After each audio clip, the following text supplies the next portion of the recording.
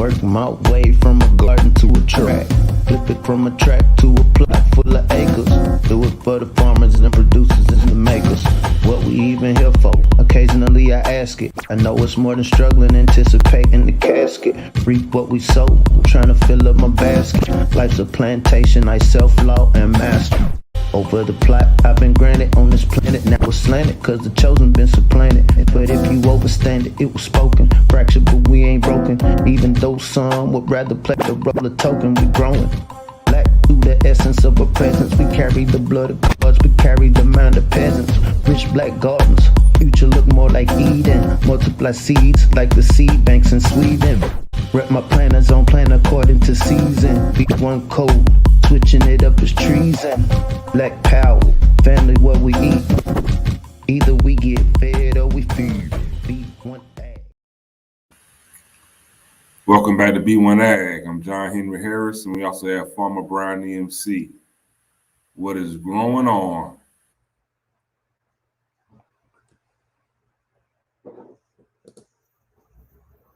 Bring you a story today that is a little bit more lighthearted.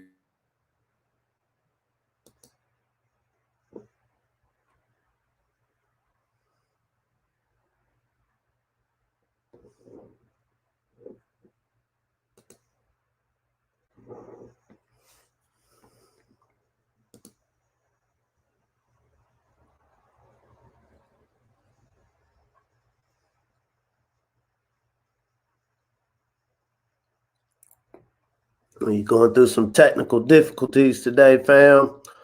But while bruh's getting his Wi-Fi together.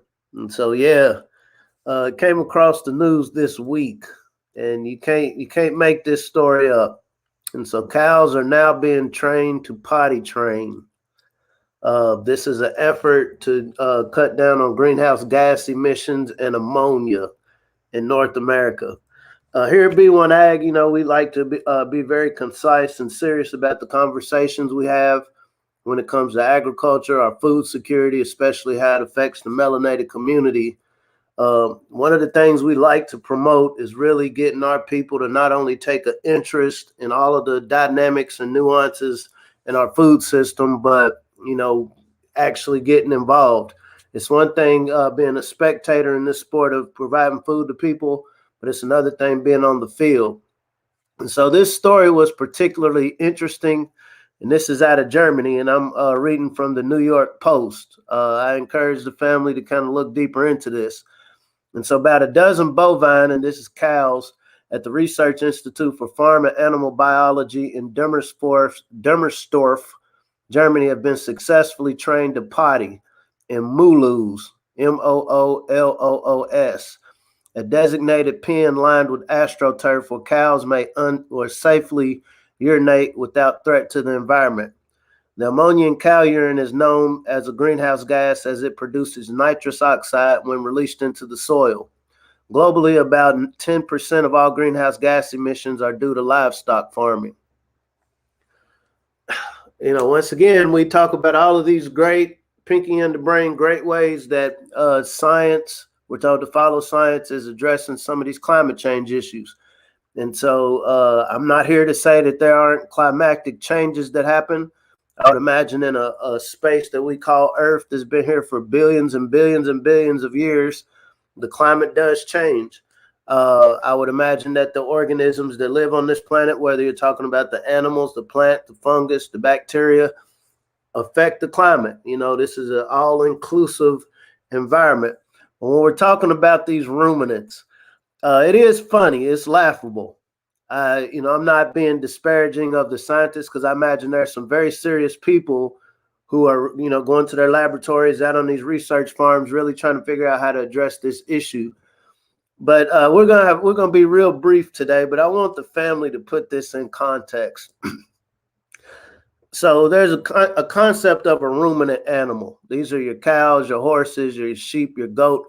And ruminants basically have multiple stomachs. Their stomachs, this is why we can't, as humans, just go out and eat grass and be healthy. So in a cow's stomach, for example, a goat, anything that grazes you have multiple stomachs that allow you to not only eat the grass, but then it processes the grass, takes it through your, goats eat thorns, right? But it takes it, you have an immune or a digestive system that breaks all of this down to where it's not cutting you up inside.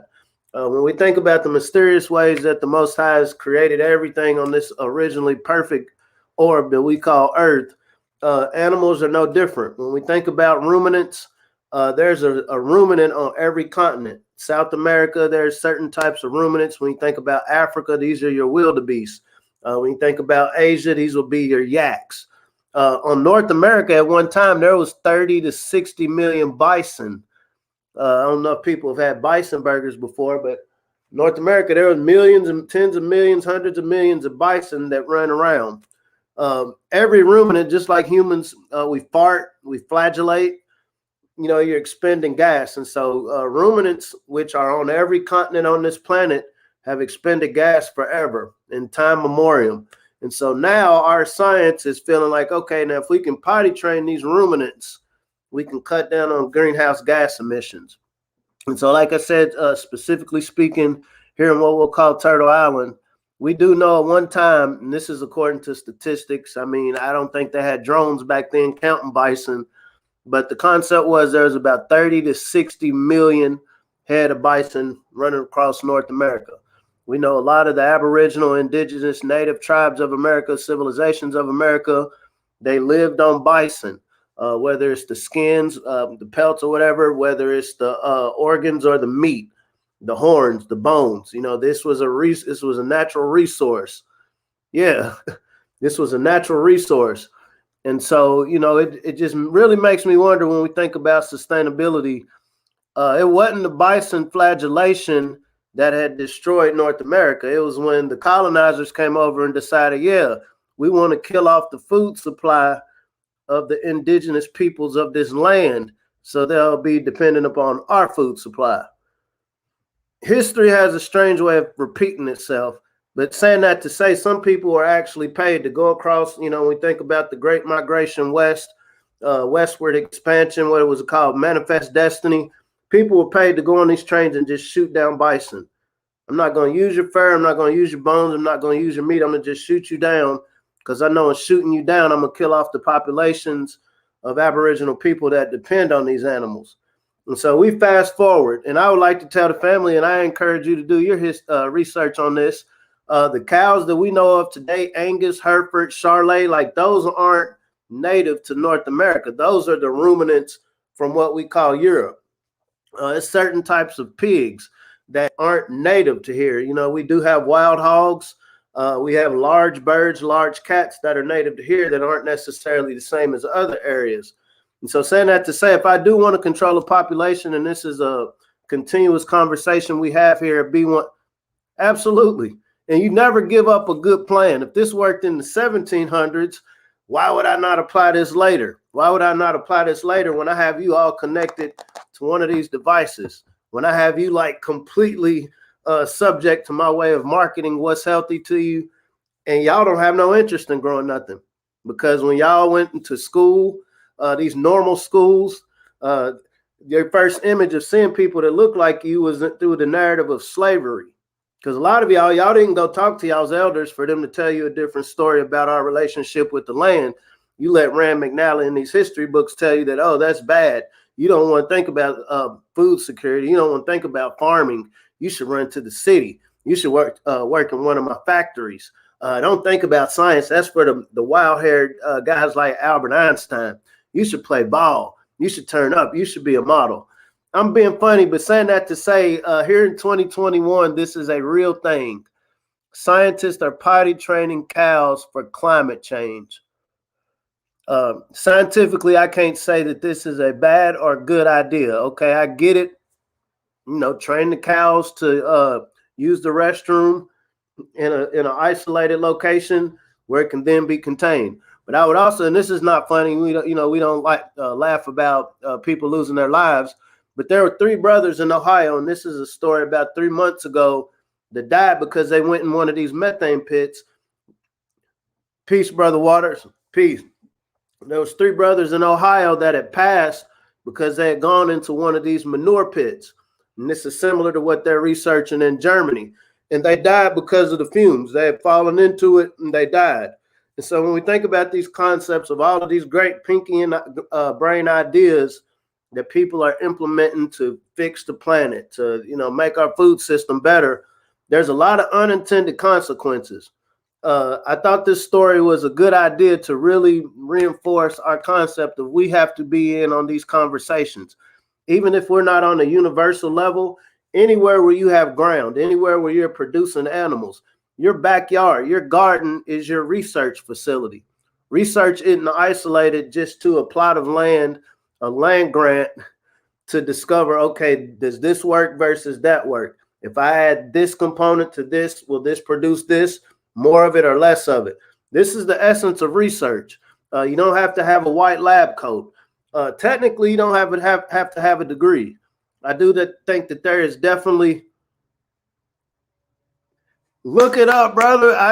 I thought it was a joke, but I mean, and this is as of the last week. I'm still trying to potty train my 2-year-olds, and so I can imagine trying to potty train millions of head of livestock. You got to think of all the other farm work that's getting neglected, right? And so, peace to the scientists who thought that this might be a great idea. But the point we're making here is, family, we got to do something.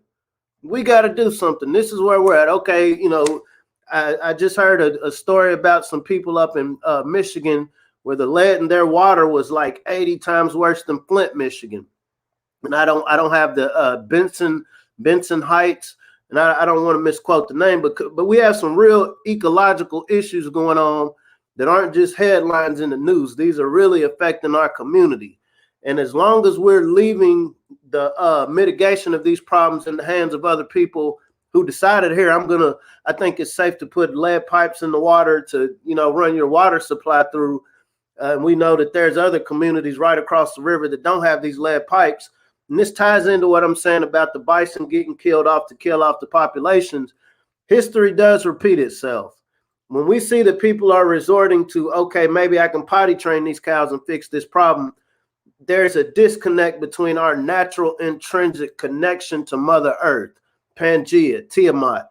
And so once again, we're in our finest hour. We have opportunities, because if this is the peak of what y'all got in mind to fix this, okay, what did Pac say? Find a weakness in the game and showed it. There is a clear weakness of the ability to connect with the land.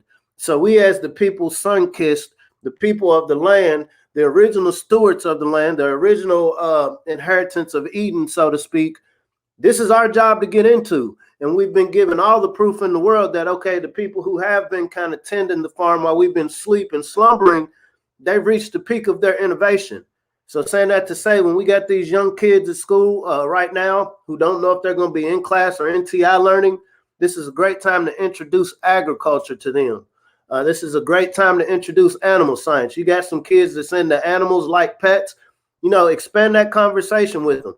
If you can resonate with this dog, this cat, these lizards, whatever animals you're into, well, guess what? There's still a large contingency of humans on this planet that like to eat meat. We know we're in a climate where a lot of the meat is contaminated. To try to feed a large demand of meat, we know that a lot of this meat is being fed hormones and all sorts of chemicals that are unnatural.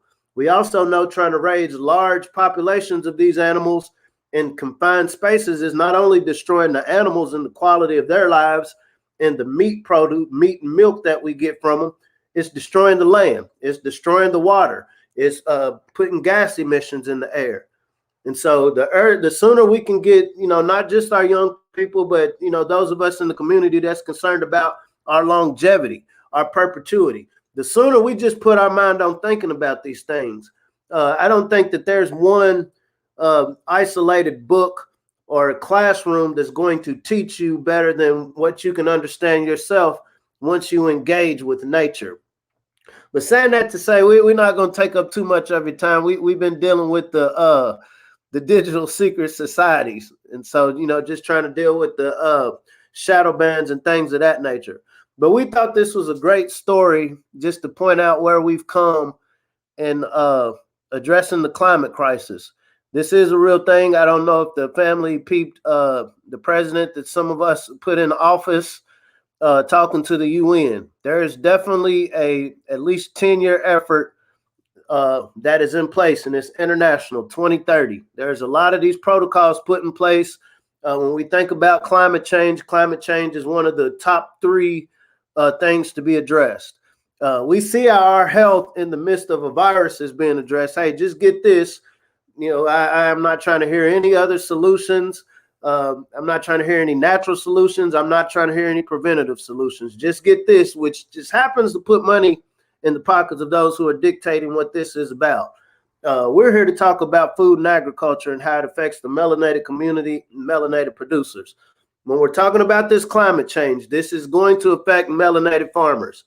And so if this research goes as planned and enough people sign off that, hey, yeah, this works, we want to apply this in North America, we know 40% of our melanated farmers that are making money in this cutthroat ag game are raising livestock. And so what happens? Okay, I'm not getting subsidies from the government. I'm not only trying to just raise my crops, raise my livestock, I'm having to fight these people out from taking my land. And so now you're telling me, okay, I'm going to fine you, I'm going to tax you if you don't potty train your livestock. This hasn't been said yet, but once again, we got to be students of history. Many of the interactions that we've had with the ilk, the tier of individuals who are coming up with these solutions, 11 times out of 10 haven't been in the favor of the melanated community. But this is all of the opportunity and all of the reason for us to just refocus on how do we get food from seed to table. For those people that still eat meat, how do we raise something that is healthy enough that is not going to cause more sickness later? I think potty training cows, it's something to think about, but it's a good laugh for today, family.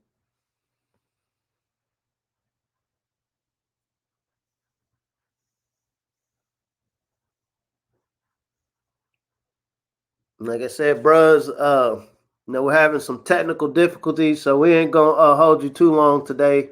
But I definitely encourage the family to look up some of these things within the climate initiative, because I think you'll be surprised to see some of the other things that's coming down the pike when we think about this 2030 date. There's a lot of initiatives that have to do with equity and diversity. It doesn't say nothing about ethnicity. It's just equity and diversity. Absolutely. 8 gallons of urine a day. Right now in North America, there's over 90 million cows. I do know that there's over 90 million cows in America.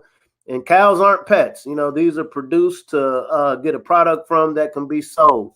And so I do think that within our community, there are some conversations we have about our food sources, our diets. Do we want to still embrace and hold on to our traditional diets as we've been, kind of, cultured into seeing this is what a normal diet is?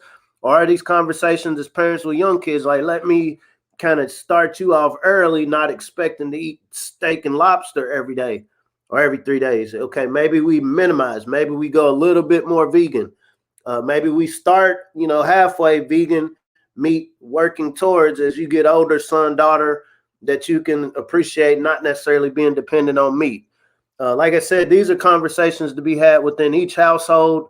There's no individual or household that has it all figured out. As Neely Fuller, I was listening to Neely Fuller, he's talking about education as being able to solve problems. And we see that in 2021, potty training cows has been introduced as a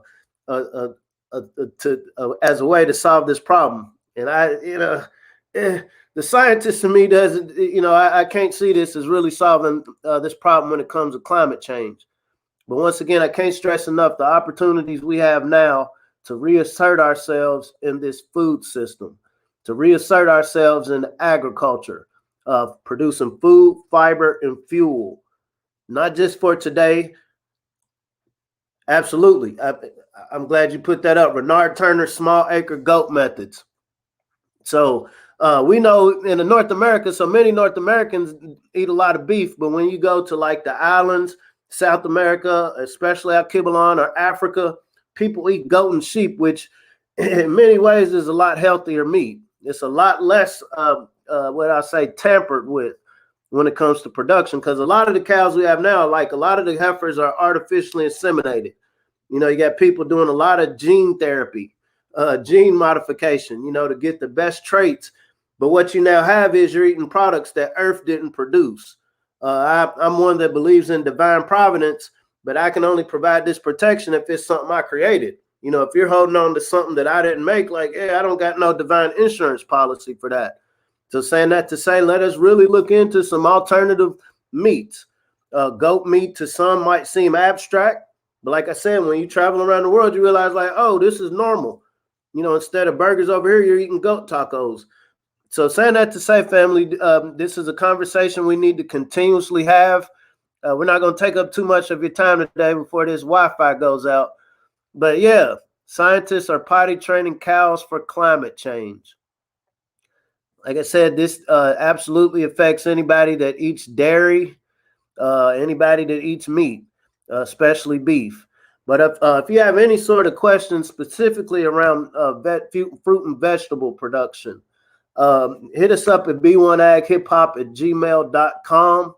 We encourage you to check out our course at healthyblackfood.com, where my brother and I, we go through how to start your own garden.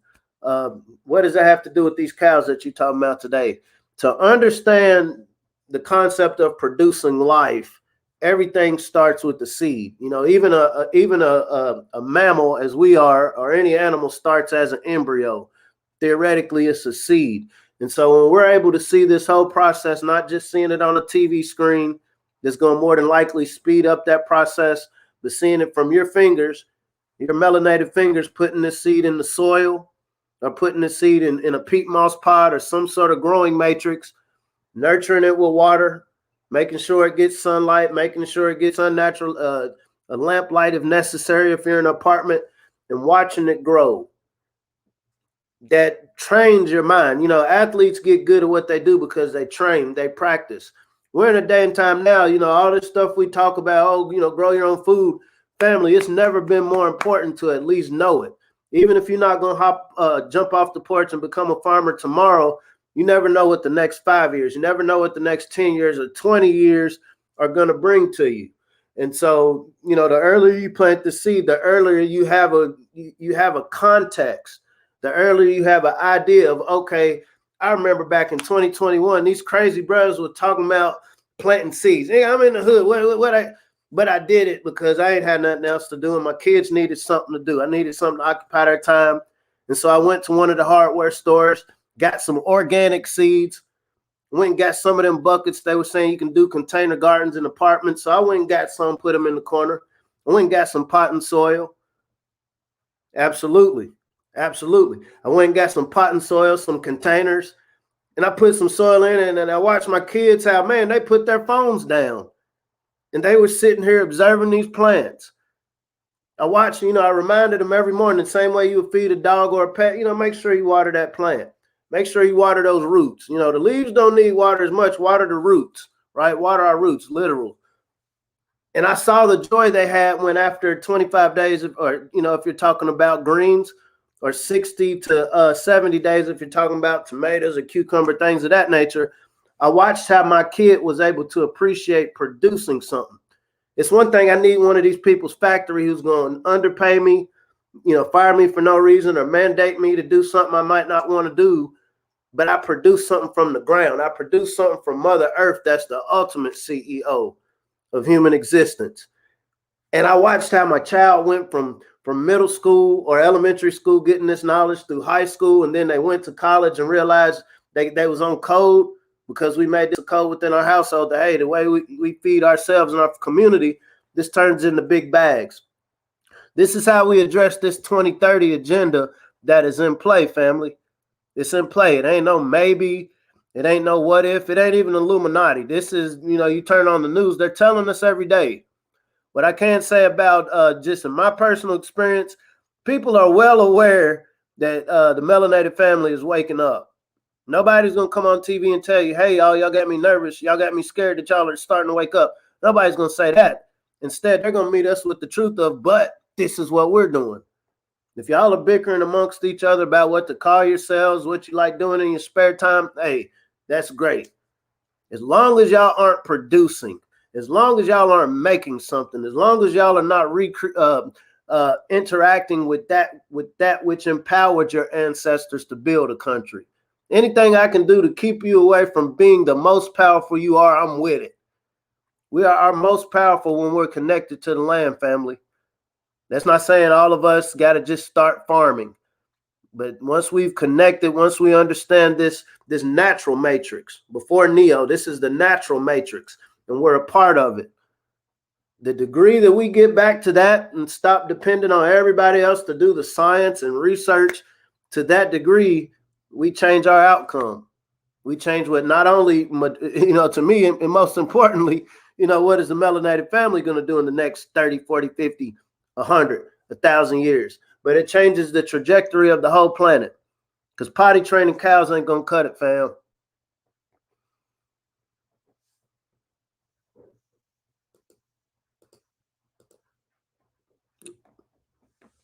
And so as we get off of here today, like I said, we dealing with these the technolati, the tech Illuminati, and I'm being funny. We'll get all of this together, but like we like to say it here at B1AG, if you really want to know something, learn how to grow something.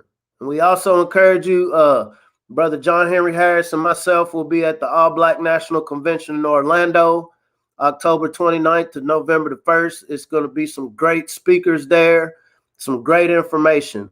We've been to a lot of conferences where you talk, and nobody leaves with an action item. You just got a lot of people that's been telling them what they've been working on, and then everybody leaves just as confused as they were when they came.